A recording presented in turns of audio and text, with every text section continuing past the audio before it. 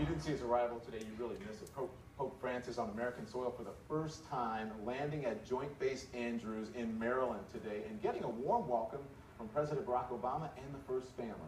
So let's discuss now with Greg Burke, Senior Communications Advisor for the Vatican. Greg, I just want to know, what is the Pope doing right now? Chilling out, probably sleeping, you know, because he gets up really early. He gets up at 4:30 in the morning and prays. That's what he does. So that means he also goes to bed early, prays a little bit in the evening, and then goes to bed. But he did have dinner at the Nunciature, what's called the Nunciature, which is essentially the Vatican embassy, or the home of the Vatican ambassador in Washington. Happens to be right across the street from the Vice President's house. Yeah, I was wondering if maybe he and the Vice President are having, you know, like a glass of wine or something. But how does he, is that how he chills out dinner with, how does he chill out? Well, he rests. You said chill. Yeah, I don't know if that's the word he would use, okay? But obviously he rests, he reads, he prays every evening. He seemed very restrained on the tarmac today. He was greeted by the President and by other folks as well. But he didn't go into the crowds. Yeah. Were you surprised by that? I wasn't surprised after watching how busy Cuba was. You know, Cuba was 3 days. It was very tight for the Pope, and I imagine the Pope got here a bit excited to be in the U.S., but also a bit like, okay, yeah, you know, we've got a big day tomorrow, and let's. You know, let's get our rest now and go to it later. He is 78 years old. It's a big trip. It's his first time here in the United States. My question is, what do you think he is most excited about seeing? I'm sure he's most excited to see people, but are there places that you think he's excited? Well, it's interesting. I think if it were up to the Pope, and this is with all respect to our institutions and the President and the rest, what has to be done, if it were up to the Pope, he'd probably like to see the most ordinary people he could. And not only the most ordinary, it's interesting, he's going to a prison in Philadelphia, he's going to school in Harlem. He's going to see some homeless people tomorrow in Washington. I mean, not only normal, but perhaps even downtrodden, you might say. You know, people, he goes into these prisons and he says, you know, hey, any of us could be there.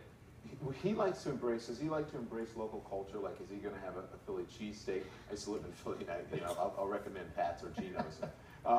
Is he going to have a cheesesteak, or is he going to have a dirty water dog in New York City? That'd be a great shot, wouldn't it? Yeah. I don't think he'll take it that far, okay, but I think normally in most of these cases he does try to if it's, as long as it's not too exotic or too crazy, he does try to embrace it. You know, it's odd for me because I've covered the Pope a number of times, at other popes when they have come here, and they're all so serious, and it's nice to be able to ask questions of the Pope that's like normal people, because he does chill out. He wants to be with the people. He says, you know, basically security. He's got a lot of security here, right? There are a lot of precautions. He says it's in God's hands. He wants to touch people. He wants to be a normal guy. Even his car, the Fiat, is getting a lot of attention. Did you tweet about it? There's a tweet that His Holiness knows how to make an entrance. The Fiat tweeted about it. It says His Holiness knows how to make an entrance. Fiat 500L, hashtag Pope in DC. No, it's interesting because that is a small car, and I think the Pope in Rome goes in a Ford Focus, which is really a pretty humble car. The Fiat's sort of a cool car, to tell you the truth. The 500, at least in Italy. I don't know how it's selling here. It's sort of a cool car, and I imagine this one has had to have a little bit of work done to it, just in terms of what the Secret Service would demand.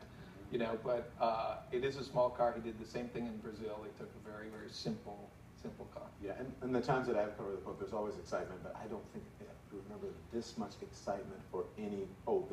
I mean, it's even more than a rock star. You're right. You're probably not old enough for John Paul II here 30-something years ago, 35-something years ago, which was pretty wild, but it is special, even by crazy standards, crazy things we've seen. Francis is off the charts. I want to ask you about this, because today on the plane from Cuba to the United States, the Pope said, quote, quote, may have given the impression of being a little more to the left, but it would not be a correct interpretation. So he's talking about socially. He realizes what people think about him socially, and maybe even politically, but he says he's not left, right, or center. He's just going by the doctrine.